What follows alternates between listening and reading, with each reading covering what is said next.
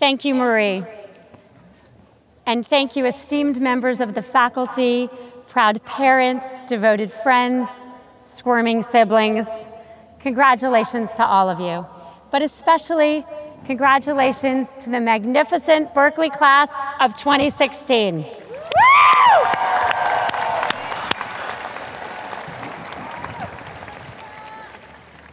It's my privilege to be here at Berkeley, which has produced so many Nobel Prize winners, Turing Award winners, astronauts, members of Congress, Olympic gold medalists, and that's just the women.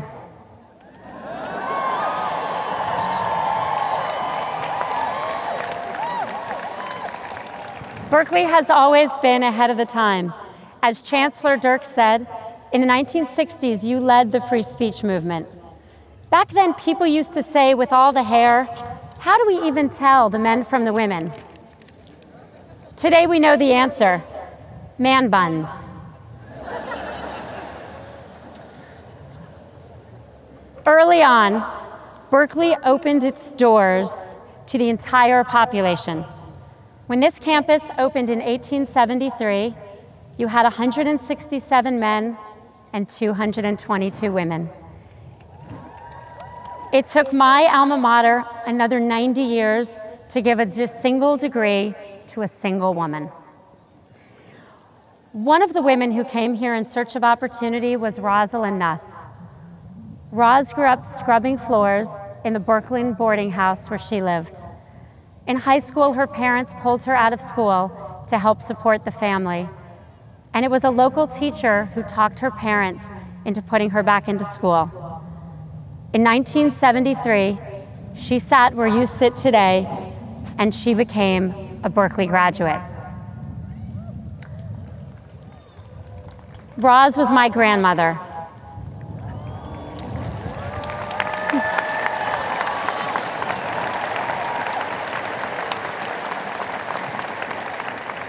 She is one of the major sources of inspiration in my life. I was born on her birthday, and I am so grateful to Berkeley for recognizing her potential. And I want to say a special congratulations to the many who today become the first in your families to graduate from college. What a remarkable achievement.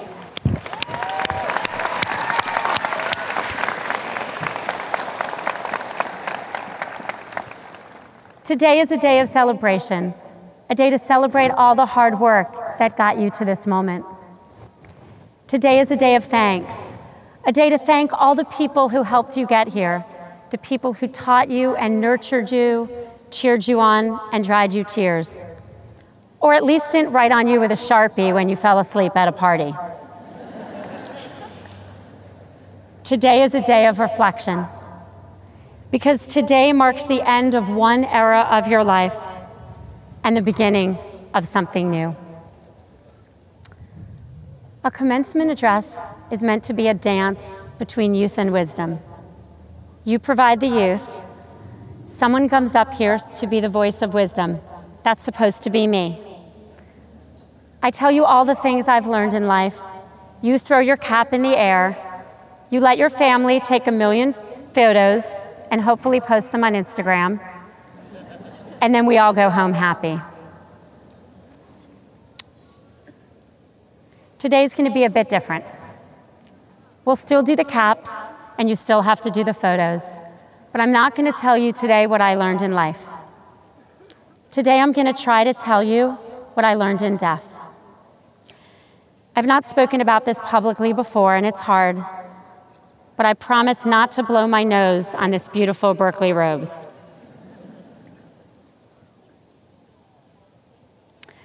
One year and 13 days ago, I lost my husband, Dave. His death was sudden and unexpected. We were in Mexico celebrating a friend's 50th birthday party. I took a nap. He went to work out. What followed was the unthinkable. I walked into a gym to find him lying on the floor. I flew home to tell my children that their father was gone. I watched his casket being lowered into the ground. For many months afterwards, and at many times since, I was swallowed in the deep fog of grief, what I think of as the void, an emptiness that fills your heart and your lungs, constricts your ability to think or even to breathe. Dave's death changed me in very profound ways. I learned about the depths of sadness and the brutality of loss.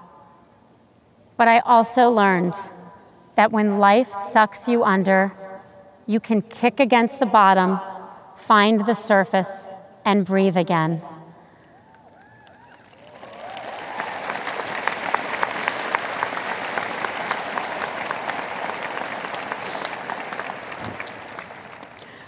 I learned that in the face of the void, or in the face of any challenge, you can choose joy and meaning. I'm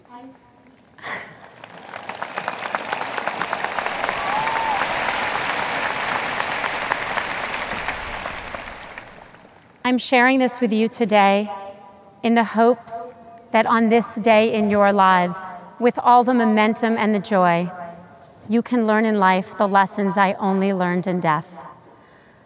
Lessons about hope, about strength, and about the light within us that will not be extinguished.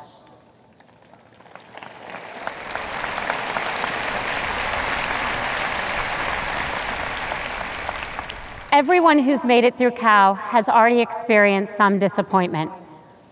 You wanted an A, but you got a B. Let's be honest, you got an A-, but you're still mad. You applied for an internship at Facebook, but you only got one at Google.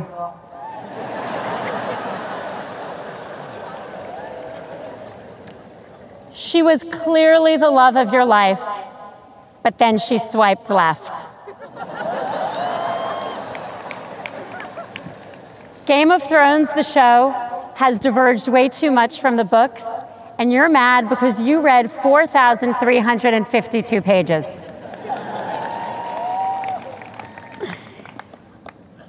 You will almost certain face more and deeper adversity.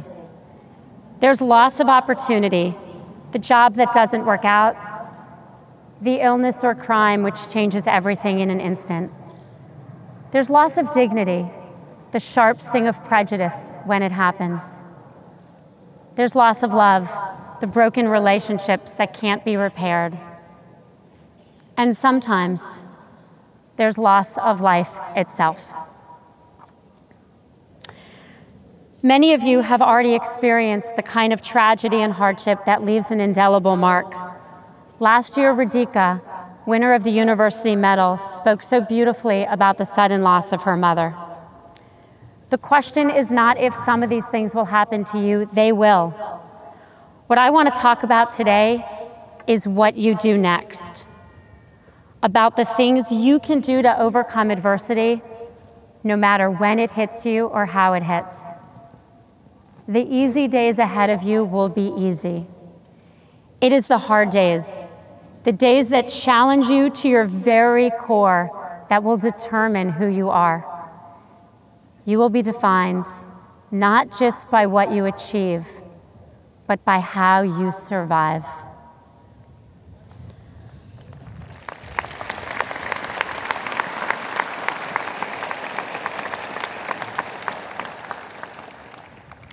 A few weeks after Dave died, I was talking to my friend Phil about a father-son activity Dave would not be here to do. We came in with a plan to fill in for Dave, but I cried to Phil. I said, I want Dave. Phil put his arm around me and said, option A is not available, so let's just kick the shit out of option B.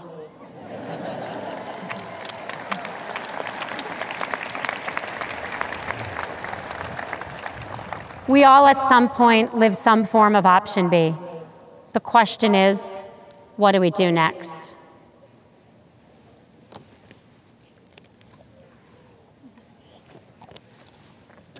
As a representative of Silicon Valley, I'm pleased to tell you that there's data we can learn from. After spending decades studying how people deal with setbacks, Psychologist Martin Seligman found that there are 3 Ps: personalization, pervasiveness, and permanence, that are critical to how we bounce back from hardship. The seeds of resilience are planted in the way we process the negative events of our lives. The first P is personalization, the belief that we are at fault. This is different from taking responsibility, which you should always do. This is the lesson that not everything that happens to us happens because of us. When Dave died, I had a very common reaction, which was to blame myself. He died in seconds from a cardiac arrhythmia. I pored over his medical records, asking what I could have or should have done. It wasn't until I learned about the 3 Ps that I accepted that I could not have prevented his death. His doctors had not diagnosed his coronary artery disease. I was an economics major. How could I? Studies show that getting past personalization can make us stronger. Teachers who have students who fail, who believe they can do better, revisit their methods and have future classes that excel. College swimmers who underperform in a race but believe they can do better, do. Not taking failures personally allows us to recover and even to thrive. The second P is pervasiveness, the belief that an event will affect all areas of your life. You know that song, Everything is Awesome? This is the flip. Everything is awful. There's nowhere to hide from the all-consuming sadness. The child psychologist I spoke to encouraged me to get my children back to their routine as quickly as possible. So 10 days after Dave died, my kids went back to school and I went back to work.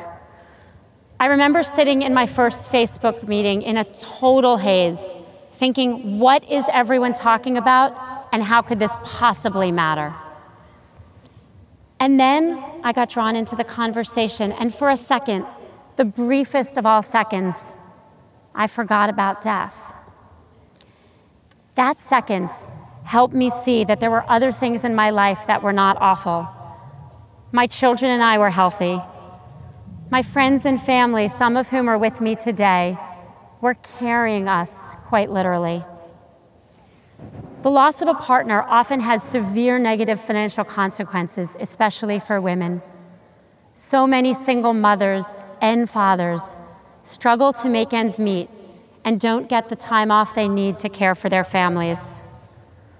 I had financial security, the ability to take the time off I needed, and not just a job I loved, but one where I was encouraged to spend all day on Facebook.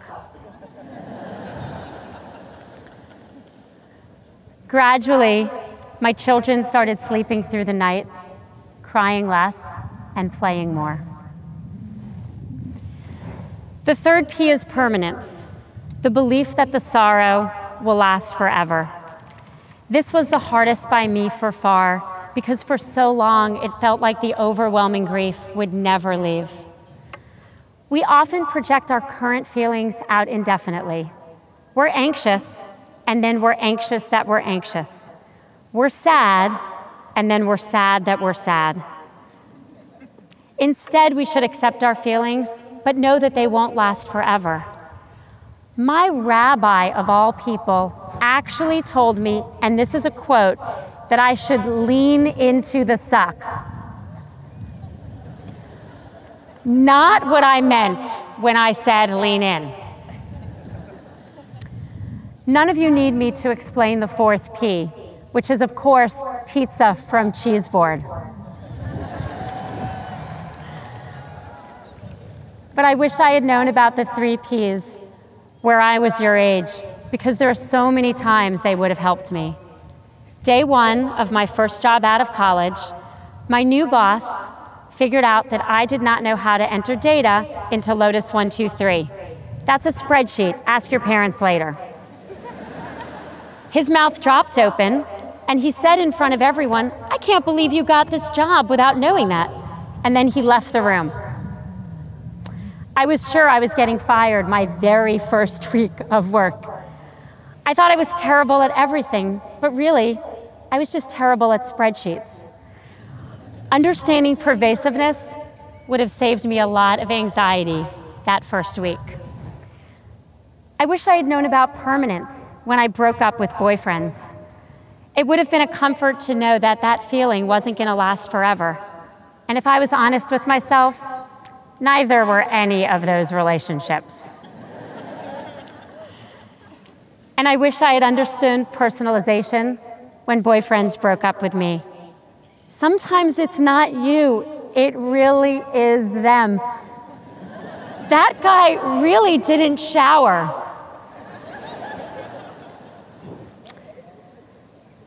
And all three P's ganged up on me when in my 20s I got divorced. At the time, I thought that no matter what else I did, I was a massive failure. The three P's are common emotional reactions to so many things that happen to us in our careers, in our personal lives, in our relationships. You're probably feeling one of them right now about something in your life. But if you can recognize you're falling into these traps, you can correct. Because just as our bodies have a physiological immune system, our brains have a psychological immune system. And there are things you can do to help kick it into gear. One day, my friend Adam Grant, a psychologist, suggested that I think about how much worse things could be. This was completely counterintuitive to me. I would have thought that getting through something like death was about finding every positive thought I could. Worse, I said to him, are you crazy? How could things be worse?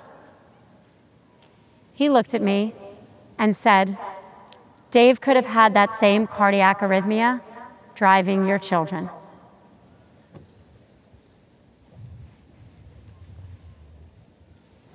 The minute he said it, I felt overwhelming gratitude that my children were alive, and that gratitude overtook some of the grief. Finding gratitude and appreciation is key to resilience. People who take the time to list the things they're grateful for are healthier and happier. My New Year's resolution this year is to, before I go to bed, write down 3 moments of joy. And this really simple practice has changed my life, because no matter what happens each day, I go to bed thinking of something cheerful. Try it. Try it tonight when you have so many things to be joyful for. Although maybe before you go to Kips and don't remember what they are.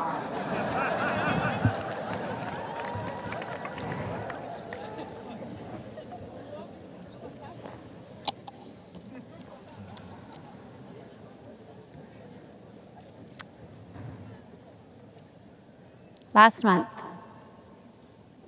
11 days before the anniversary of Dave's death, I broke down crying to a friend of mine. We were sitting, of all places, on a bathroom floor. I said 11 days. A year ago, he had 11 days left, and we had no idea. And then through tears, we asked each other how we would live if we knew we had 11 days left. As you graduate, can you ask yourselves to live as if you had 11 days left? I don't mean blow everything off and party all the time, although I've already said tonight's an exception. I mean live with the understanding of how precious every day would be, because that's how precious every day actually is.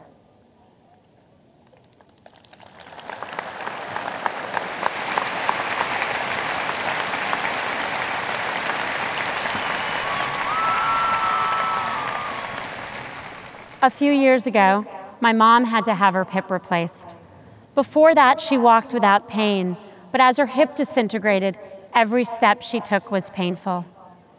Today, years after the operation, she's walking without pain, but she's grateful for those steps, something that never would have even occurred to her before. I stand here today, a year after the very worst day of my life. The worst day. The worst day I can imagine. And two things are true. I have a huge reservoir of sadness. It is with me always. It is right here where I can touch it. I never knew I could cry so often or so much.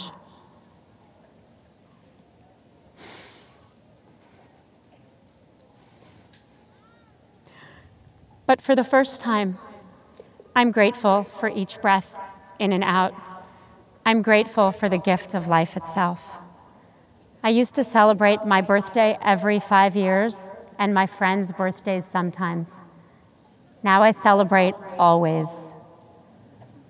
I used to go to bed every night worrying about all the things I did wrong that day, and trust me, the list was long. Now I go to bed trying to focus on that day's moments of joy. It is the greatest irony of my life that losing my husband helped me find deeper gratitude. Gratitude for the kindness of my friends, the love of my family, and the laughter of my children. My hope for you is that you can find that gratitude, not just on the easy days like today, but on the hard days when you will need it.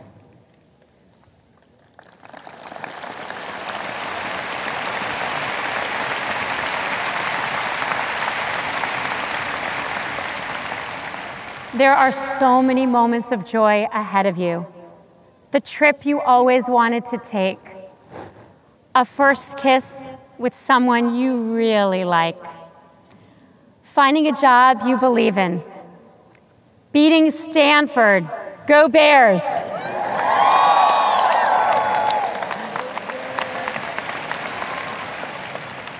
All of these things will happen to you. Enjoy each and every one. I hope that you live your life, each precious day of it, with joy and meaning. I hope that you walk without pain and you are grateful for each step. And when the challenges come, I hope you remember that deep within you is the ability to learn and grow. You are not born with a fixed amount of resilience. It's a muscle.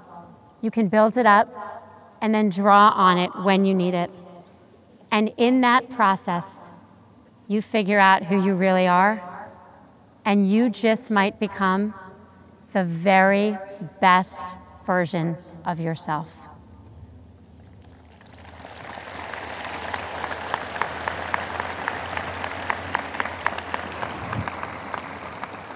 Class of 2016, as you leave Berkeley, build resilience. Build resilience in yourselves. When tragedy or dismissment strike, know that you have deep within you the ability to get through anything, and I mean anything. I promise you do. As the saying goes, we are more vulnerable than we ever thought, but we are stronger than we ever imagined.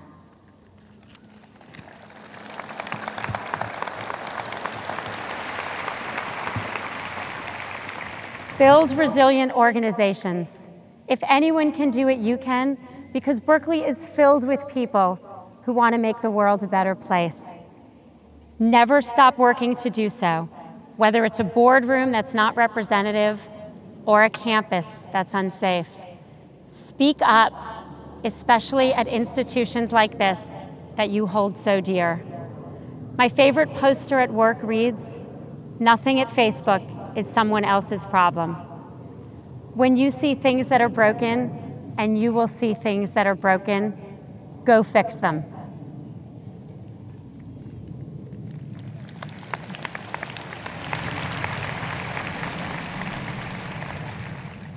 Build resilient communities. We find our humanity, our will to live, and our ability to love in our relationships with each other. Be there for your family and friends.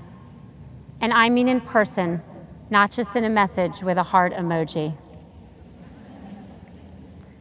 Lift each other up. Help each other kick the shit out of option B. And celebrate every moment of joy. Go Bears!